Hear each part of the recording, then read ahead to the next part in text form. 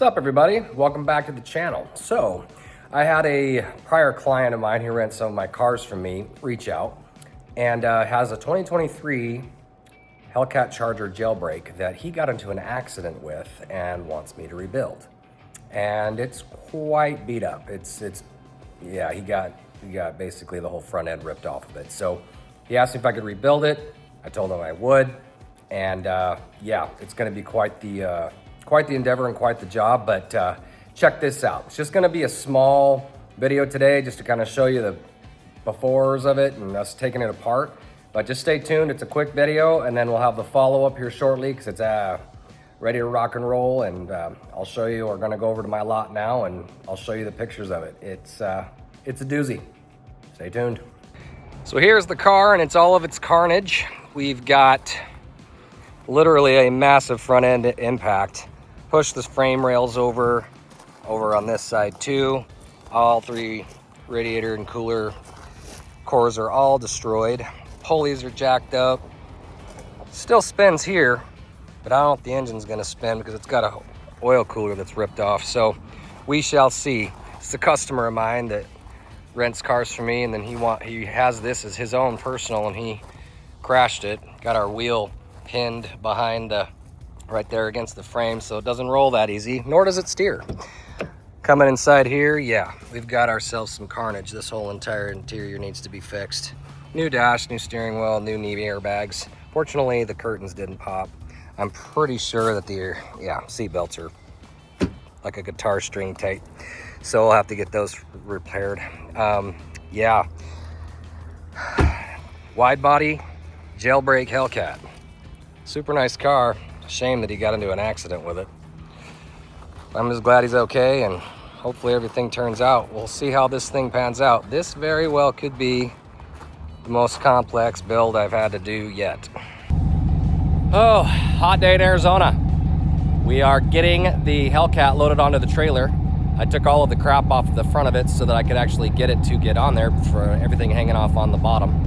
So now it's a roller. I had to put a spare wheel on the other side so it actually moved because the other one was pinched against the rear quarter, or the front quarter, I'm sorry. And so let's get this thing loaded up onto the trailer.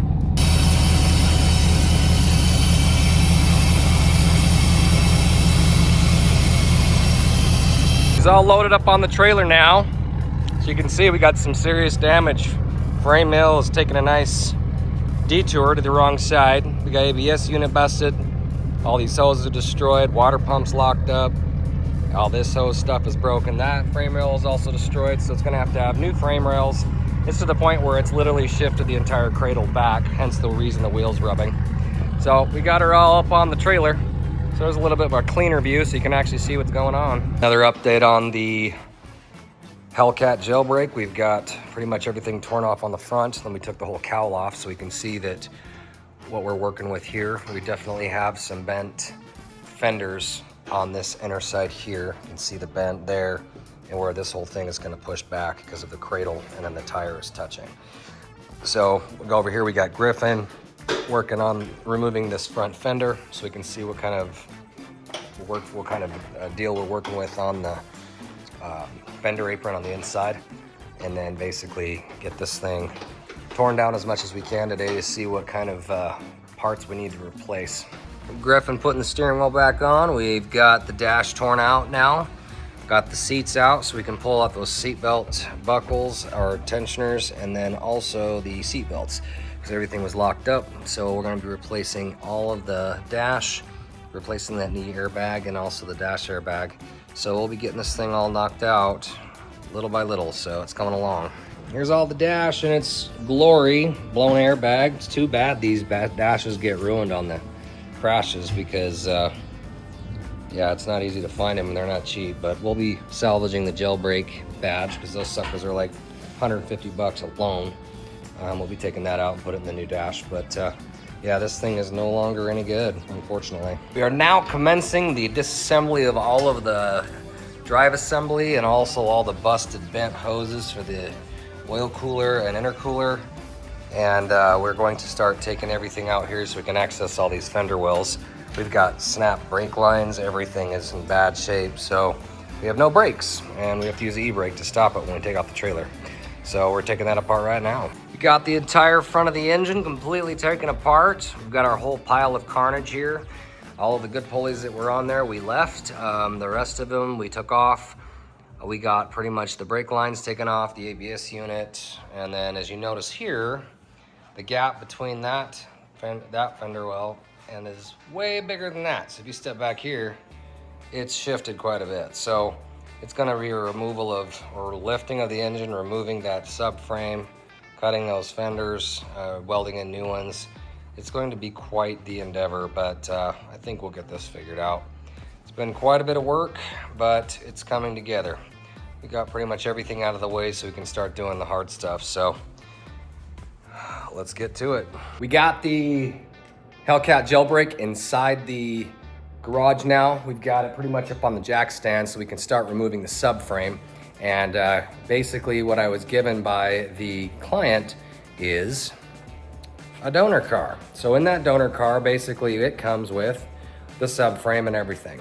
Now this isn't the same year of Charger, but everything matches on it because they kept the same exact subframes and whatnot. So we're going to, I already removed all of that, and I even removed the 5.7 engine that was sitting inside of it. So let me flip it around and see what you gotta do. Right after much deliberation, we've got the engine out. Got the transmission on it still. I don't want to have to take all that apart. That's just a lot of work, and I'd rather just put it all together as one unit. So we're gonna slide this thing out now and see exactly what we're working with. I had to actually use a Sawzall to cut this off because it was bent over so badly I couldn't get the engine to slide forward for me because it was hitting that frame rail. So now that I get that out, I can see exactly what I'm working with. Obviously, we're gonna have to do a lot of spot welding and drilling and everything. So I'm gonna get to it, pull this thing out, and then we'll look at the after effect. So we've got our wide open engine bay. Looks like we've got some tweakage. This is definitely bent from here over, and then it pushed this back because of that. And then obviously this here, from here forward, is looking like it needs to be replaced because it hit on that crumple zone right there.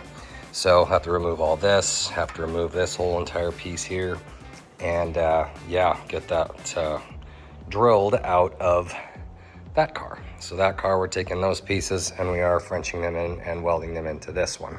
This is gonna be a hell of a job, so yeah, wish me luck. Got the interior put together finally. Got the new dash in. Gotta finish up with that airbag, but the seats are in, console's in after we cleaned everything up. Interior is pretty much done. We just gotta get that windshield and those pillars put back in.